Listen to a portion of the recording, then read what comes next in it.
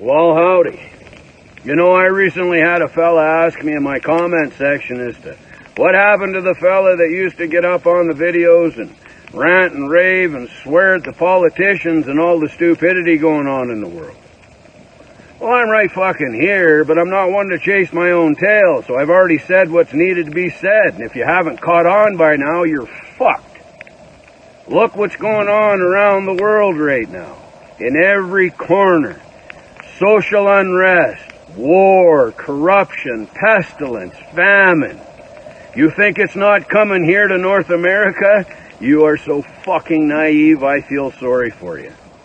So my grandfather used to tell me one of the wonderful things that he left with me in my mind was, don't tell me what you're gonna do, show me what you've done. So every day I work at getting prepared for life with no power, no communication, and no transportation other than horse and buggy and saddle horse and pack train.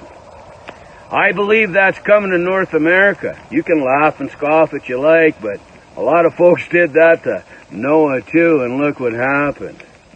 So I'm not the only one out there that's been harping and banging the fucking drum for all those folks out there with their heads up their ass to get ready for what's coming.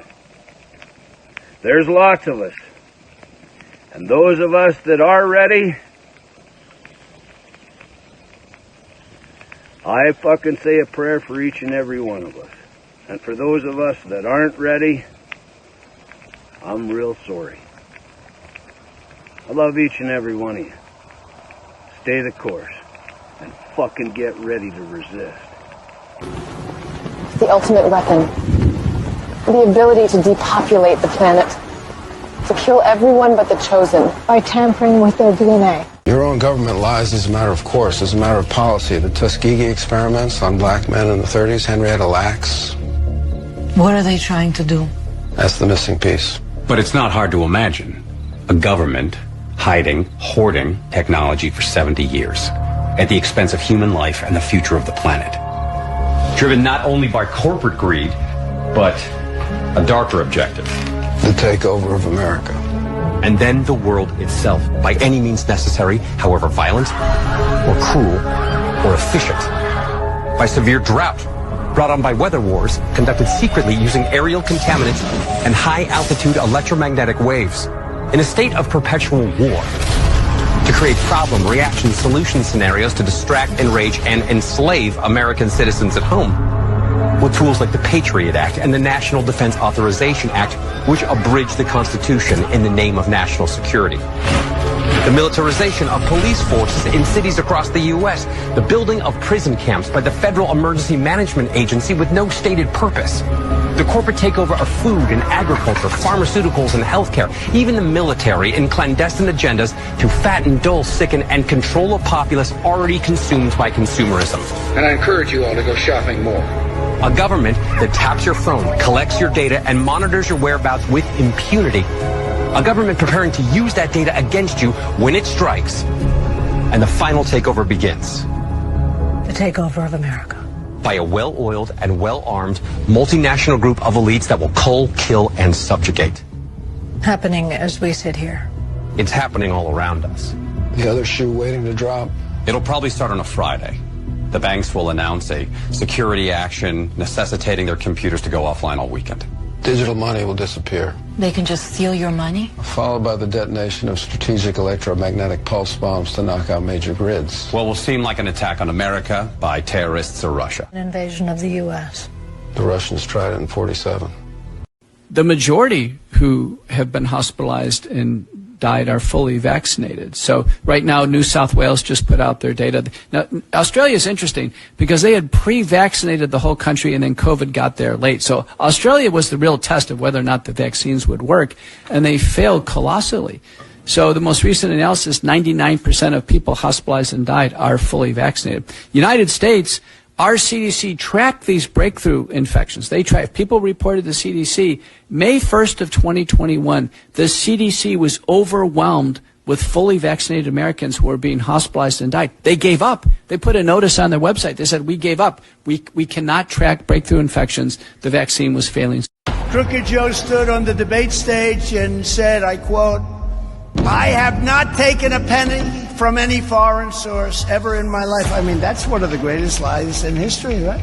I have not taken a penny from any foreign source ever in my life. And he said no one in his family had ever taken or made any money from China.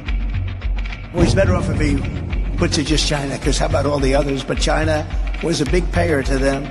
Now we have pictures of the checks deposited directly into his account. He just lies. Listen, the other day they were talking about truckers. He said he was a trucker. And I was driving, going through Shiloh, Ohio. Swear to God, true story. No, he said he was an airline pilot. Then they were talking about tractor operators. I used to drive a tractor trailer. Oh, awesome. And so I know a little bit about driving big trucks. Everything's a lie. The whole thing is a lie. The whole election was a lie.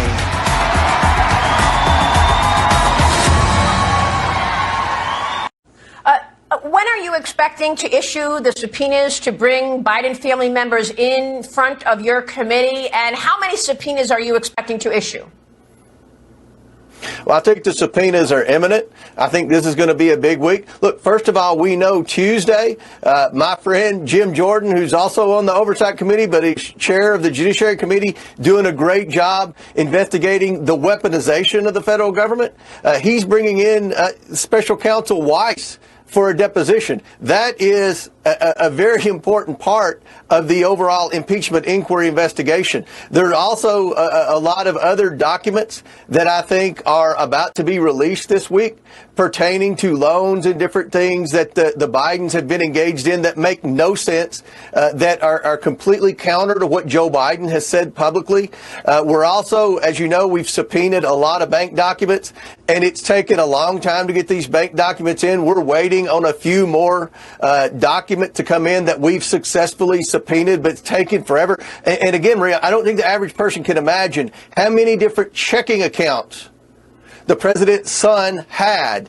And considering he didn't have a legitimate business, that in itself is an enormous red flag. So once all those come in, I think you're going to see swift action on Biden's. And I would predict somewhere around 24 subpoenas in the very near future.